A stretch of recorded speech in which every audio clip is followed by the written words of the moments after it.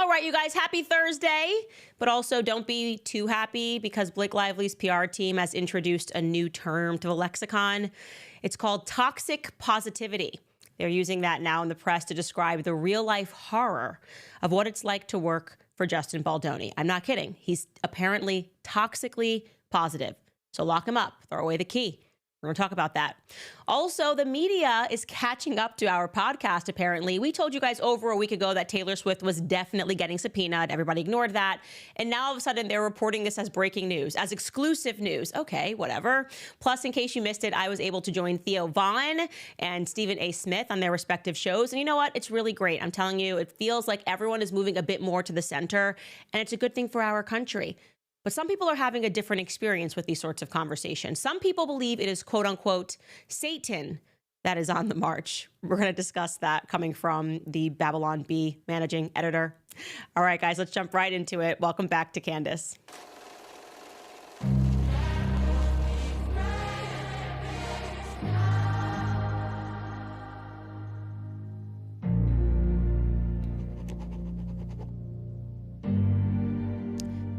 Okay, before we get started, I have to vent. I got to vent about my 2-year-old daughter.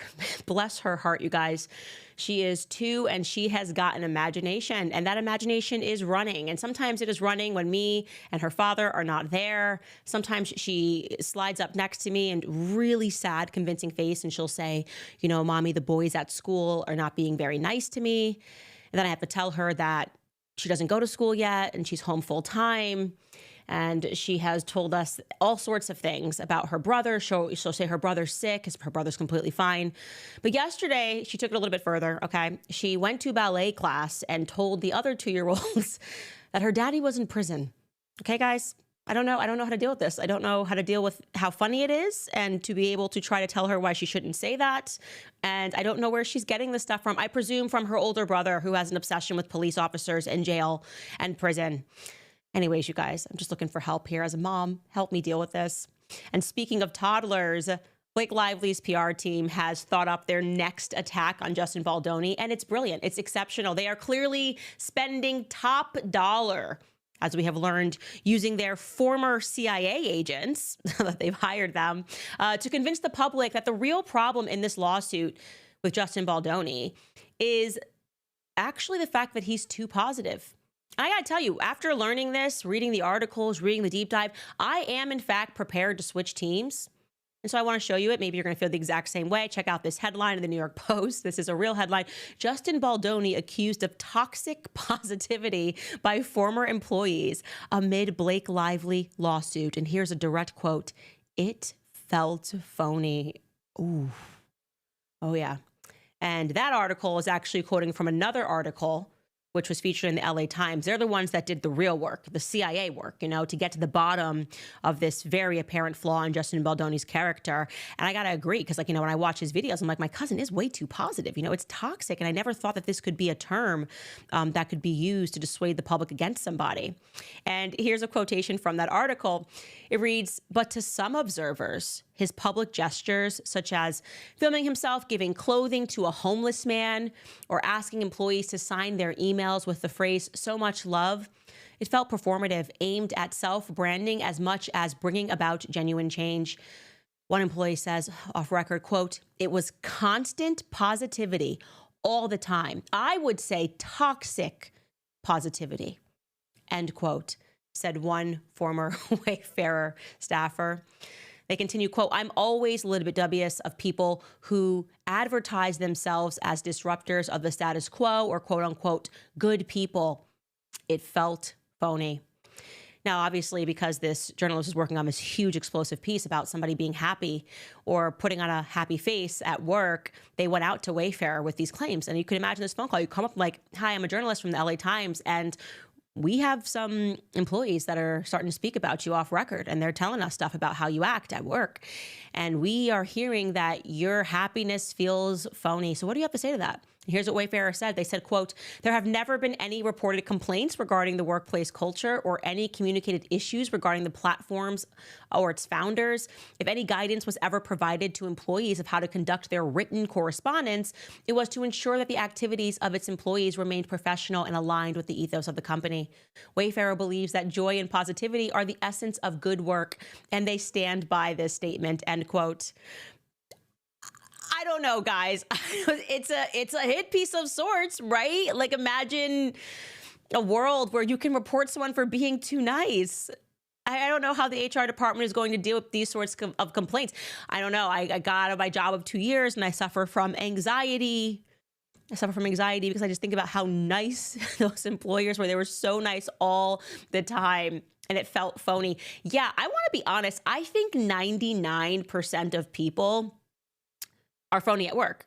That's the whole point. Like, you're even phony when you pick up the phone and it's your boss. You're like, hello? Like, and then if it's your sister, you're like, hey, what's up? You know, that's the point. Like, you're not supposed to bring in your every emotion through the door at work. Actually, they're paying you to be phony. I got to tell you something. Like, I'm paying you to not bring in the trauma of your life. Everybody has got trauma. We don't need you bringing it into the room. What is he supposed to do? Be like, I just got into an argument with a friend of mine and now I'm angry, and then they would have felt what, more grainy? No, they would have complained the other way too. They would have complained. And so we've now moved within this lawsuit, which just shows you how frustrating this must be for the ex-CIA team to be like, find me anything on him. Speak to former employees, and one employee is finally like, you know what? That man was so nice it hurt. Justin Baldoni is so nice it freaking hurts. Yeah, there he is. Look at that monster of niceness. And I think that is the problem with trying to problematize Justin Baldoni. You just kind of come up looking pretty stupid. By the way, in case you're wondering, I'm all about making sure that we are learning on this podcast. And I was like, what is exactly toxic positivity? Like, definitionally speaking, what the heck is this? And I took to Google so that you didn't have to. Here is the definition straight from Google. It says toxic positivity is the practice of forcing an optimistic attitude even when you're experiencing negative emotions. Yeah, so I do this with my toddlers. I do this with my husband. I would call this compartmentalizing. So if one thing upsets you, you don't take it out on somebody else. And apparently it's problematic. And so if there's someone in your life who's just been acting nice and you know that things are not amazing in their life, or that they maybe got off a harsh call, but they have a smile on their face, you too might be able to file a lawsuit. I just want one of those old school commercials. You know, have you recently been in a car accident? Have you recently had an employee that buttons it up and is always nice every single day to you? You might be due some cash. Call Candace, 1-800-CANDACE. All right. Anyways, enough about that. Back into the courtroom. We left you guys off with their respective legal teams warring over the protective order. Now, we covered this extensively, but what it is coming down to is whether or not the judge is willing to limit the case to a standard protective order for all the text messages and emails that are received during the course of subpoenas, which both sides have already agreed to, a standard protective order, or whether he will be issuing a rather extraordinary AEO, which stands for Attorney's Eyes Only Protection Order, which in many ways means that Judge Lehman would be removing himself as the judge of what the public should have access to, right? It would allow the respective attorneys to remove that power from the judge because they could just mark whatever they want AEO. Like, this is what is allowed to be seen by only the attorneys. And you can't even show Justin Baldoni. You can't show Blake Lively. And we can just mark whatever document we want to AEO. And I have been, I think, rather accurately referring to this as the Taylor Swift protective clause, right? Well, Judge Lehman, while he hasn't made a final decision just yet in this matter, has come out and accurately assessed exactly what this case is. He's calling it a war between PR firms. There's no substance here, in my view. There's no assault here, in my view. This is a nasty game of public relations, which began, in my view, when Ryan Reynolds and Blake Lively worked with the New York Times to pretend that they were being victimized by the fact that Justin Baldoni did not want to hand over his movie, okay? So this morning, the legal teams met virtually in a hearing, and that hearing was open to the public. It was not allowed to be recorded by the public, so we don't have an audio for you to listen to, but we can just recap what went down. Blake's team argued Quote, there are 100 million reasons. Oh, that's not hyperbole at all. There are 100 million reasons for these parties to leak information because the PR value is greater than complying with the court orders. End quote. Okay, so they are basically saying if they're able to access all of this, they might leak it to the public, and you can't trust them to just abide by the standard protective order. Her team also argued that there is, quote, a significant chance of irreparable harm if marginal conversations with high-profile individuals with no relevance to the case were to fall into the wrong hands, okay? We're talking, obviously, we're clearly talking about Taylor Swift. We're talking about celebrities, right? And that is stunning to me. That is just absolutely stunning to me that they are making an argument while also trying to pretend they have no power. They are arguing for power, right? Like, we just should be exceptional here because we are dealing with not regular people, but really rich and famous people, Your Honor. And so Brian Friedman is coming back, and he sounds like the layman in this case. He says, quote, what the other side is asking for is because there is celebrity, because there is powerful people in the industry, somehow there is a different law that applies to them. And I agree with that assessment. Like, I have so agreed with every argument that Brian Friedman has brought forth. What do you mean? Would you do this if this was just some regular layman lawsuit, Your Honor? Because they're basically saying, well, if the public actually learns who we are, it could hurt our careers. Oh, okay. I'm sorry. I'm sorry about that. And remind you, this is not some like they're subpoenaing messages for 3 years. It's everything that's relevant to this case that can fall within the scope of this case.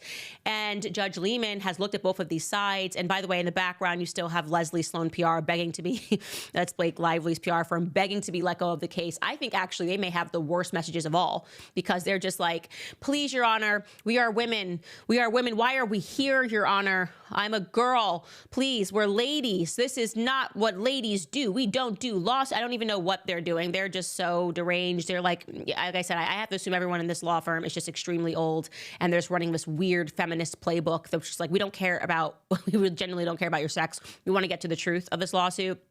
And so Judge Lehman came back with all of these arguments going back and forth, and he said this. He said, quote, much of this information will become public as the case goes forward. For example, in motions for summary judgment and, of course, at trial.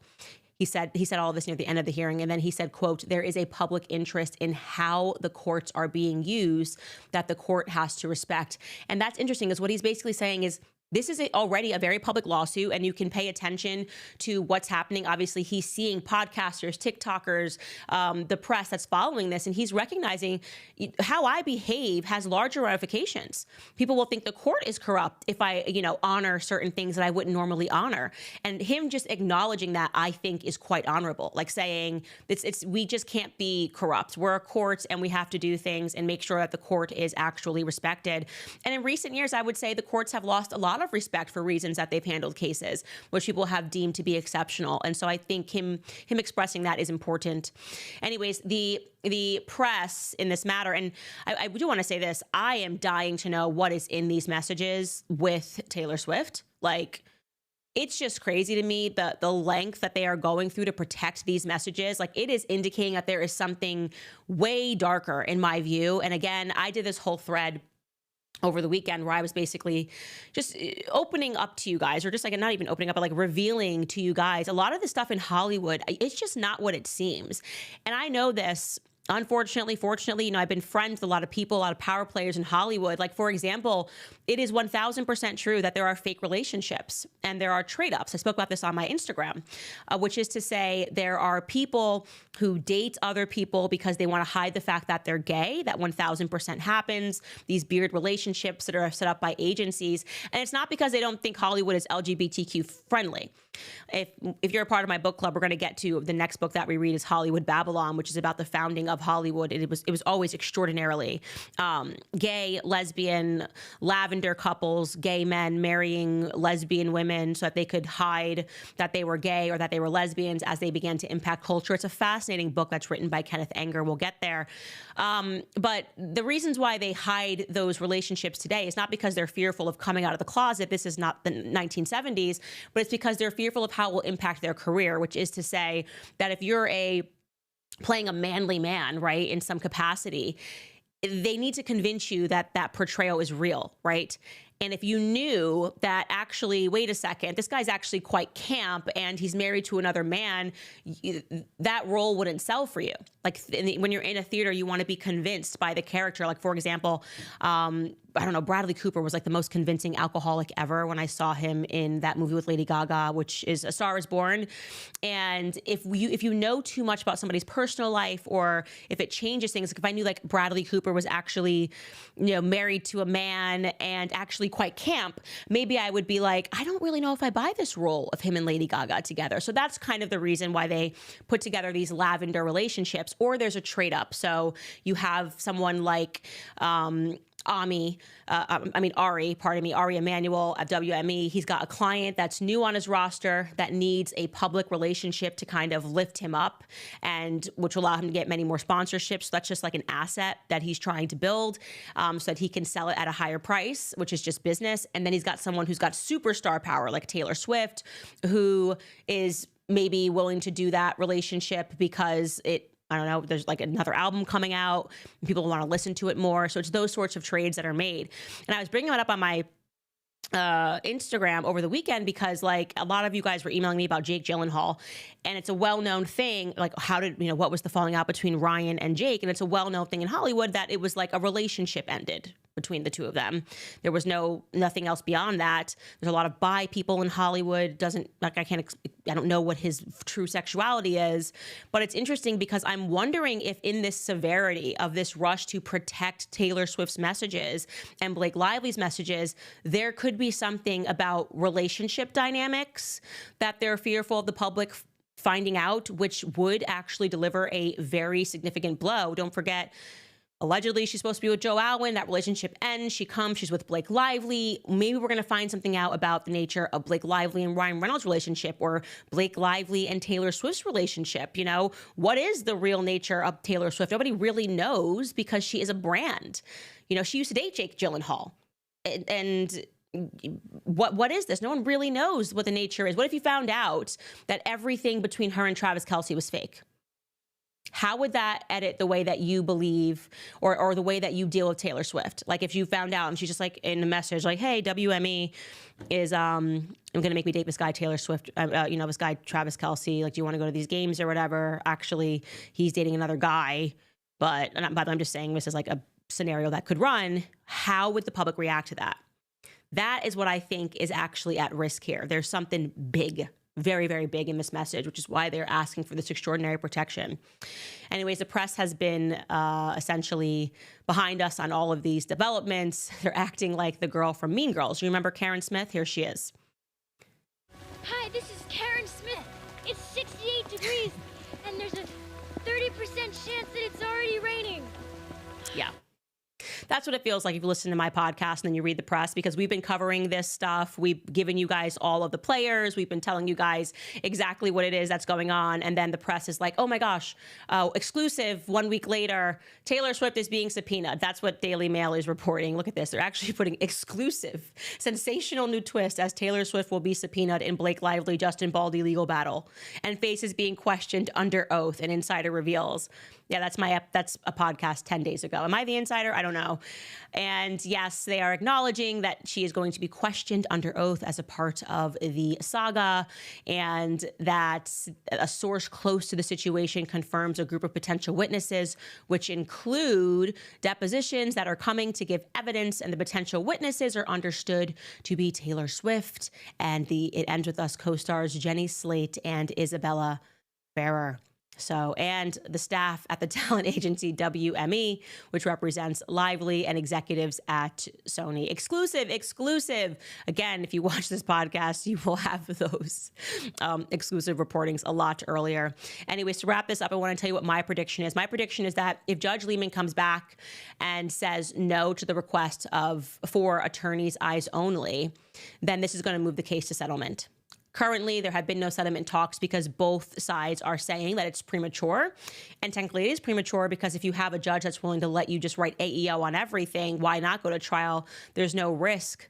And at least you might be able to save face and say, oh, I always thought I was going to win. I'm shocked by this decision. Who knows what their game plan is? It's going to hurt them either way. But I think if the judge come back and says no to AEO, then they are going to settle. And that is going to be the end of the lawsuit. That it will end with a settlement and statements from both parties. But we shall see, mon ami. All right, don't go away because we have Theo Von coming up. I had a hard-hitting, heavy interview with Theo Von, and I know many of you have watched it. I'm going to show you some of my favorite parts. First, I want to remind you guys about Preborn. You guys know how much I love this organization because I know that Planned Parenthood is spending millions to target vulnerable women, convincing them that the abortion pill is some quick, easy solution. I have been with these young ladies who have gotten abortions or have used the pill, and there is devastation that follows. I mean, I've been in college before. There's pain, there's regret, there's a reality that you're ending a life. And that's why Preborn is stepping in. Through innovative technology, they are reaching abortion-determined women before they take that pill, before it's too late. And in fact, to date, Preborn's network of clinics have rescued over 300,000 lives, and they have seen over 90,000 women come to Christ, which is amazing. And it doesn't stop there. Preborn's network of clinics are with these moms every step of the way thereafter, offering counseling, maternity supplies, and the support that they need to choose life. But they cannot do it without us. Just $28 provides an ultrasound to a woman that is in crisis. That is literally it. $28 to help her see her baby and choose life instead. So if you would like to donate, you can just dial pound 250 and say the keyword baby. Again, that's pound 250 baby, or you can donate securely at preborn.com/Candace. That's preborn.com/Candace. And speaking of health, the Wellness Company, if you have been experiencing fatigue, bloating, or brain frog rather than fog, your health issues could be caused by an invisible enemy because there could be parasites. Parasites could be the real culprit to all of those things. So if you have never done some digging into parasite cleanses, you definitely should. There is ivermectin and benzodol, and those are two powerful anti-pathogens. But what's even more fascinating, these medications are frequently used in oncology to treat cancer patients. They have anti-pathogenic properties that stunt the growth of harmful invaders and even have the potential to slow down abnormal cell growth. Did you know that 60 million Americans have parasites? They secretly invade your body. They wreak havoc on your gut, energy levels, and even your brain. And the mainstream medical system doesn't want you to think about this because one great cleanse can really change your life. Well, the Wellness Company has a solution for you. Like I said, it is ivermectin plus bendazole, an FDA-approved parasite solution, now combined in one cleanse. Just fill out a brief medical intake form to get your 3-month free supply. The Wellness Company is making hard-to-get medications digitally accessible so you can live your best life. So head to twc.health/Candace and use code Candace to save $90 off plus free shipping.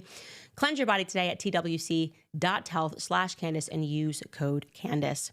All right, you guys. So I was actually on a call with a journalist this morning. You know, I do a bunch of, I guess you could say, press and people that are interested in various topics. And I think it went actually well. It was a Wall Street Journal journalist, and it felt like a very normal interview. I'm scared to say that. Anyways, she was just interested in kind of the shift into the podcast world and was just sort of asking my opinion about what's contributing to the rise of podcasting. And we spoke a lot about how now we're seeing people that are coming more towards the center. I think that's been the major change. And I also think obviously this fracturing of trust in the mainstream media has been helpful, and people are able to get direct to the source rather than hear somebody tell them about what that person is saying. And there's no greater example of this than me joining Theo Von. He is absolutely hilarious. I think I've only shown you one of his clips in the past, but I sat down for a long form interview with him, and I just have to show you this montage of my favorite moments with him as we discussed my husband being British. We discussed the Mandela effect. If you guys are not familiar with that, that's essentially we all have the same memory of something, but they're telling us it wasn't a thing, like Fruit of the Loom. Apparently there was no cornucopia. And I'm telling you there was one 100%. And now there wasn't on Fruit of the Loom, but there was one. Anyways, Theo Von and I discussing all of these topics. Take a listen. It would be great if your AC or whatever had like a Caribbean setting or whatever. Yeah. And you could have set that and suddenly like some great music came out. It'd like, be perfect. Yeah. And then some guy's trying to get you to gamble offshore or something. You're like, what temperature is this?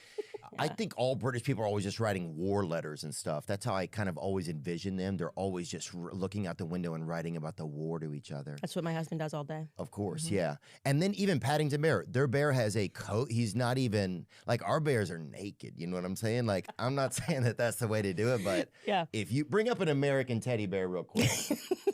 Let me see this topless bastard. Paddington Bear is proper. Yeah, now some of these are obviously some pretty right-wing bears. Bring up a politically neutral teddy bear. A fascinator is a hat? It's called like the ones you wear to the wedding.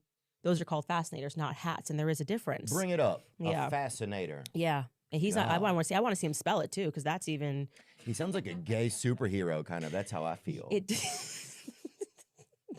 Oh, and it's just a dude that shows up and it's like, he doesn't have any specific powers like any of the other superheroes. He's just like more like exciting. He's like, oh, there's Fascinator Randy or whatever.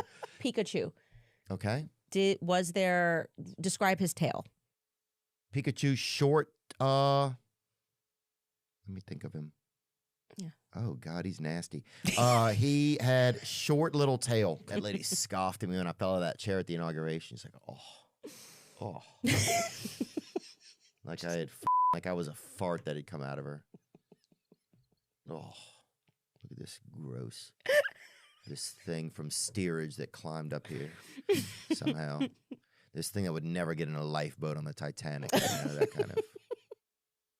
He's just hilarious. He really is hilarious. I was laughing the majority of the interview. By the way, I love that the live chat, people are just fighting over Fruit of the Loom. That is correct. Everyone who's saying there definitely was one. Yes, we are so correct. We will go to war over this issue. My theory is we're just living in a matrix and they're just deleting files. I described it as like there's probably some intern who accidentally hit the wrong button and we're just all computer program, and then they just deleted accidentally the cornucopia. You're like, oh no, now the millennials are going to have a different memory of this than Gen Z. And Gen Z's like, there was never, and we're like, no, there definitely was on Fruit of the Loom. A little, come on, but let's be real. And also, what is Theo Von's beef with Pikachu? Why did he call Pikachu nasty? No one ever in the history of the world has ever called Pikachu nasty. And I think that we need kind of a further exploration of what happened between him and Pikachu, if it was just an incident when he was collecting cards, whatever. Fantastic conversation. It's really fun. But we also talked about some areas where we agree on, and obviously we have different politics. And one of the great things about being able to host your own podcast is people get to come directly to you. And so these sort of caricatures that they build of us on the left or on the right, they just kind of fail the test when people can get direct to the information. And one of the things they always made it seem was that I agree with Trump on everything. And I don't agree with Trump on everything. And if you actually listen to my podcast, I disagree with Republicans on things all the time. I just am a conservative, and most of my values align with the Republican ticket, obviously. And as a Christian, most of my values align with the Republican ticket. And so we were able to agree on something that we both disagreed with, that Trump did regarding Gaza, or has said recently regarding Gaza. So here is that portion of the conversation. To me, to speak about Gaza and talking about casinos and hotels, and these people just lost their entire families. Yeah. It's so far removed from humanity. And I think it's wrong, and I'm tired of America being used as Israel's piggyback. You know, for whatever reason, everyone can critique every other country for taking money from us, and then there's just everyone's blind when it comes to Israel. And obviously, I paid a very heavy price for saying that last year, but I don't care, because I am truly someone whose values have never been up for sale. Like, I don't care. I will burn everything to the ground and rebuild it. I have to be able to like sleep at night, and to see those Palestinian children, and the images are seared into my brain. The screaming, the crying, the bleeding, the stuff that we saw on X for the first time, largely thanks to Elon freeing the bird, and really realizing how much we had been lied to about what was happening in that region. I just, it was very easy for me to say, take whatever you have to take from me. I have to be on like the human side of things. I think it's become both sides of the aisle now just see that, human people just feel like this is that it's just wrong. Of course. What's happened is wrong. Like probably a year ago, people were afraid to even say that. And now it is what everybody is saying. Like even Piers Morgan is saying it on his show now. Like people are saying it's obvious that you can't go and annihilate and genocide this culture and make them disappear. And then Trump to come on top of it and say they're going to build, you're going to go on a lazy river where there's bodies of, like, who could even go to that? And that's kind of these moments where we get to come together and remember that we're all human beings, and we're, even if the mainstream media is attacking us all and calling us names, we can still have this conversation about what we know to be wrong. And like essentially what we're saying is that our morality is not going to be trumped by propaganda. And so it was a great conversation. I hope you guys enjoy that. And you can go obviously find that on his YouTube channel or on his Spotify, 3 hours. And he is hilarious and great. On that same note, though, of this sort of these propagandists that are trying to convince us that our humanity is wrong, or by speaking and understanding things outside of the context of what's in our textbooks or what's happening on social media, what's happening on the mainstream media is wrong. I'm going to show you this tweet. And without giving you the context, if I didn't tell you what it was about, what would you think it was about? This is Joel Berry. He is the managing editor of the Babylon Bee. I very early on this year told you the Babylon Bee, it's just completely fraudulent. These people behind the scenes are awful. And Joel Berry, though, has been having a meltdown for a very long. He's just calling everybody names. But this tweet literally made me giggle. I now think the Babylon Bee is funny. So here it is. There's an evil movement on the march. Satan comes to steal, kill, and destroy. Pray for God to thwart the plans of the wicked and protect people from this deception. Okay. And you're like, what is he talking about? It must be really bad. Like, there must have been tons of people who died. Here's the full tweet, you guys. I will show you. He was talking about Ian Carroll going on Joe Rogan. He's talking about speech. Ian Carroll, if you guys don't know him, he's been on TikTok for like 2 years. He used to just go through the grocery aisle is how he started and speak about the companies that own all of the food and what's in the ingredients. And he built up a solid following for these like sort of fun, investigative TikTok pieces. And he kind of hit my radar last year. And then he kind of hit it big when he had this back forth with Elon Musk. I would say that's when he kind of jumped over into a million followers a few months ago. And then Joe Rogan invited him to come onto his platform. And it was such a fun discussion. They were speaking about things that are real. Okay. MK Ultra, if you're reading the Chaos book and you guys are part of the book club, you know that's a real declassified government program. The majority of the files have been destroyed. And just the files that we can see are terrifying about the experiments and the brainwashing that was done on people. They also spoke about Epstein, why the files are not being released, what we can deduce from what we do already know about Epstein via his network of contacts. And he is trying to say that this is Satan on the march, like information being given to the people is Satan on the march. And so here I will just show you a clip. It's a very long episode. It's 3 hours. You should go watch it in its entirety and let me know if you feel that Satan was marching or if you were just listening to a very interesting conversation of independent media people discussing government files. Take a listen. I think that when you study the MK Ultra files, and this is where there's a lot of conspiracy theories that are hard to prove, there's a bunch of witness victim testimony, but it's hard to prove, is the Monarch programs are an alleged program that never got disclosed, and that's all the programs that are hidden behind child sexual abuse being a part of mind control, because a lot of the drugs, like, they can break people's minds and they can be involved in mind control, but a lot of those papers talk about dissociative identity disorder as like the holy grail of that Manchurian candidate concept. And it makes a lot of sense if you know how dissociative identity disorder works. Right. And that is most commonly associated with dark, grim childhood sexual abuse. And then you get all these victim testimonies, hundreds and hundreds of people these days talking about how they were a part of these programs, like people that were on Epstein's Island that claim to have been victimized as children and subjected to mind control experiments paired with childhood sexual abuse. It's just so hard to believe that people are that evil, but they have been throughout history. This is why it's weird. It's like we'll look back on the Victorian era, or we'll look back on the man-boy love of the Socrates era. We'll go, that's just back then. We've evolved now. We We're don't more do cultured. that anymore. Yeah. Yeah. But when they've identified specific aspects of traumatic past that they can use these particular victims of trauma, of childhood trauma, and take them and turn them into weapons. Yep. That's so wild. Yeah, but that is an asset, right? If you got someone who's so crazy, you could talk to them and get them to do things and give them acid and get them to Sirhan levels or whatever the they did to Jack Ruby.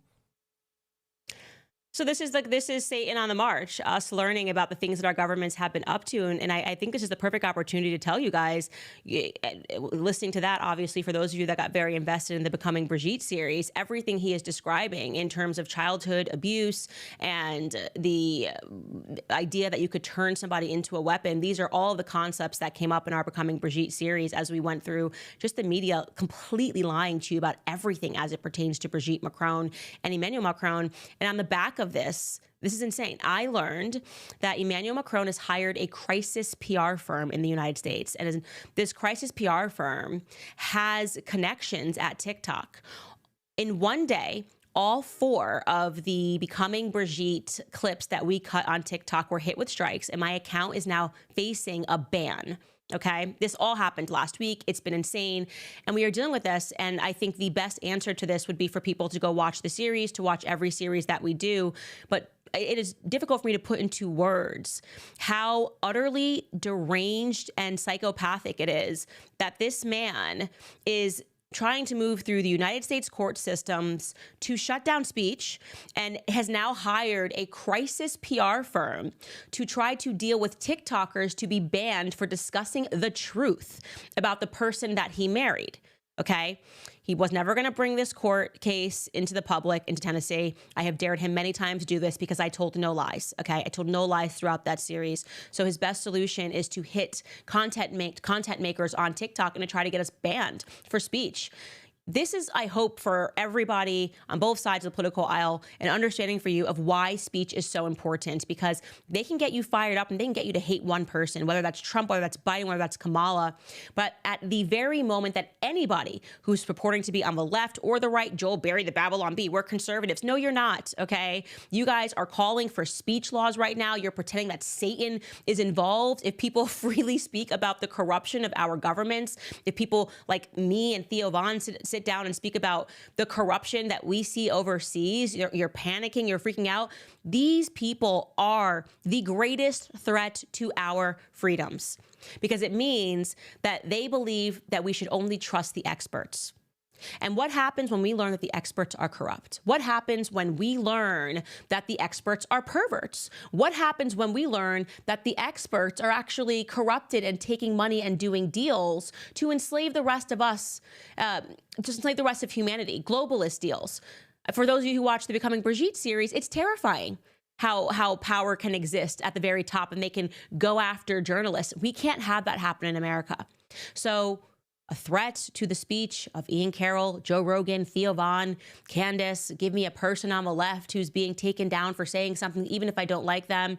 It truly is, in my view, a threat to our democracy. And that is why they are scrambling so much with podcasting. They don't understand this independent media venture. They hate it. They are trying to smear it. They're trying to say it's wrong. They're trying to call everybody conspiracy theorists, Satan, whatever it is. And I want to draw your attention to that, because what Emmanuel Macron is doing is, it's just, there's no other way to describe it other than psychopathic. And there's more that I haven't even told you guys. And I'm telling you, it's getting me to the point that I want to do a second series on Emmanuel Macron, because I will not tolerate this. I think it's completely ridiculous. Anyways, you guys, before I get to some of your comments, I want to remind you about American financing. I know the average person today is feeling the financial strain more than ever because expenses are up, wages are not keeping pace, and many people are finding it nearly impossible to make ends meet. With little left over after covering the basics, it's no surprise that many are resorting to credit cards just to get by, often carrying high balances and interest rates in the 20s or even 30s. If you're a homeowner and you're stuck in the cycle of mounting debt, you should call my friends at American Financing, because their salary-based mortgage consultants are saving homeowners an average of $800 a month, which can help you put your hard-earned money back where it belongs. Plus, if you act right now, you might be even able to skip your next mortgage payment. There are no upfront fees, so it costs you nothing to find out how much you could be saving each month. It's time to break free from the stress of debt, so talk to American Financing today and take control of your financial future. You can just call 800-795-1210. Again, that's 800-795-1210, or you can visit americanfinancing.net/Owens. That's americanfinancing.net/Owens. Okay, let's see what you guys are thinking in the chat today about all of this. Oh, I also did Stephen A. Smith That was another one that was great because he was on the left and he kind of had to do this monologue. I think he was kind of fearful that he would get a lot of backlash for having me on.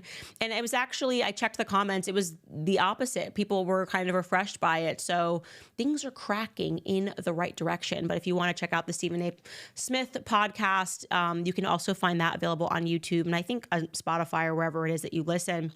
Comments. Number 1 from John. John writes, Candace for the first Black female president. A shout to our girl Kamala. She paved the way for us colored folks. Thank you very much, John. Emily writes, happy to see it. It seems like you like JD Vance now. Am I right? Love you, Candace. I haven't met him. So I'm a person, I'm telling you, I go on vibes and I meet someone, I get an instant gut mommy feeling, like it's like a superpower that women have. And I haven't met him yet. There are things that he has done that I think have been great and funny, but I'm just cautious about everyone because I'm cautious about the government. I'm cautious about what happens when people go to DC and get power in general. And I haven't done a deep dive on him. I have not yet done a timeline about JD Vance. That's what I haven't done yet. I need to do my psychotic timeline. Mishi writes, part of me doesn't want Justin to settle. He deserves to be exonerated. Yeah, I know. I think about that often. Like, should he settle if there is an opportunity? Well, he can be exonerated via a settlement. Right. So you're just saving the court time, saving your court costs. And you could say the only way that we're going to settle this lawsuit, which we think we're going to win, is you make a full mea culpa. You make a video and you say that you lie and you can't stop lying. And this has nothing to do with me being toxically positive. It has to do with you guys flying too close to the sun and thinking that you were untouchable. And what you did was demented and what you did was wrong. And if you say that to the public, then I'll walk away. And at that moment, it will be their ego on the line and they could potentially have to do both by the end of it. I mean, you lose a lawsuit, people then know that you lied, and on top of that, you got to pay $400 million. I mean, it gets interesting, but I do agree that he should not settle until he gets that full mea culpa. It's Archie writes, please don't stop doing interviews with these independent podcasts. It's super dope seeing you in your element in someone else's space and showing people who you are rather than who the media says you are. I have some more that are upcoming. Don't worry, you guys. I tend not to travel a lot now because I just have so many kids and it's just not worth being on the road. So Theo, I found out, was like my next door neighbor. Terrible neighbor. He never offered me a cup of anything, sugar, nothing. I had no idea. I was like, wow, you live right here? This is crazy. I could play pranks on Theo if I want, just so you guys know. Maybe I will. Maybe I will do that. April is just around the corner, a couple of weeks away, and maybe I'll just play a crazy trick and put Pikachu on his front yard. Nasty Pikachu just on his front yard. I think I might do that. Theorist writes, I am crying about your daughter's cute little lies. Love you, Candace. I'm like, what is this phase? You can't tell 2-year-olds that your dad's in prison. You can't. There are rules, and you can't reprimand these kids because it's so funny. Like when she just tells like a little lie, like she's like a pretty little liar, and she just says stuff, and I'm like, that's just not true. It's not true at all. And she tells me that she forgot her makeup. I'm like, you don't have makeup. We're not turning the car around. You don't have makeup. We're just going to the farmer's market, girl. Anyways, allegedly writes, Stephen Smith's closing monologue yesterday was fire. Don't even think about challenging her. You better know what the hell you are talking about when you come at her. She isn't going anywhere. I really appreciated that. As you guys learned in our sit down, I've actually always been a fan of Stephen A. Smith. Used to have to watch First Take every morning back when I was just a young buck in my early 20s. And yeah, it was great. Him and Skip Bayless. And I think we actually have a quote. My producer is writing that we actually have a 45-second clip from his monologue, so we can watch that now. She's sharp as a tack. And you damn well better be if you gonna come for her. Because ladies and gentlemen, like it or not, Candace Owens, she's not going anywhere. Even when you thought she was gone, she's around. Number 8 on Spotify's list of podcasts and climbing. And she's in her 30s. She's not going away. No matter what some of you want, she's not going away. Deal with that. If not, I get the impression she will make you. Do you know what that was? That felt like toxic positivity. let me go back to my definition, because that sounded like he was toxically positive about me. Oh, okay. A practice of forcing an optimistic, even when you're expecting negative emotions. Yes, that was that. I will be filing a lawsuit against Stephen A. Smith for toxic positivity. I'm going to have the Hollywood Reporter write that up. Anyways, I really appreciate that, Stephen A. Smith. I missed that ending there. So thank you very much for saying that. And it does feel like we've won in many ways against the mainstream media narrative about me. I'm definitely not going away. And because I love what I do. I love speaking with you guys every day. I love hearing what your ideas are. I like seeing what you're interested in. I like learning from you. I love being wrong also, and like editing something and coming back to you. It just feels like we're in a toxically positive relationship. Me and my podcast listeners. And so on that note, you guys, we will see you tomorrow. We'll jump right back into the Harvey series, this time taking a look at Jessica Mann, who put him in for 3 years in New York. Now that you guys if you're not caught up on that, go. It is amazing to understand exactly what Judge Lehman is kind of alleging here or implying here, which is like there is faith that is being lost in the court systems when people are being treated differently. And unfortunately for people who are disgusted with Harvey Weinstein, he was somebody who was definitively treated differently in court because of clearly someone that was much more powerful than him behind the scenes, I think, that may have been orchestrating everything, and a terribly corrupt judge is what I would say. Anyways, you guys, we will see you tomorrow. And in the meantime, if you'd like to, head to CandaceOwens.com. You can buy our book, support our independence so that we don't have to rely on YouTube when we get demonetized. We are not demonetized right now, but we were for a very long time. Love you mucho. We will see you then.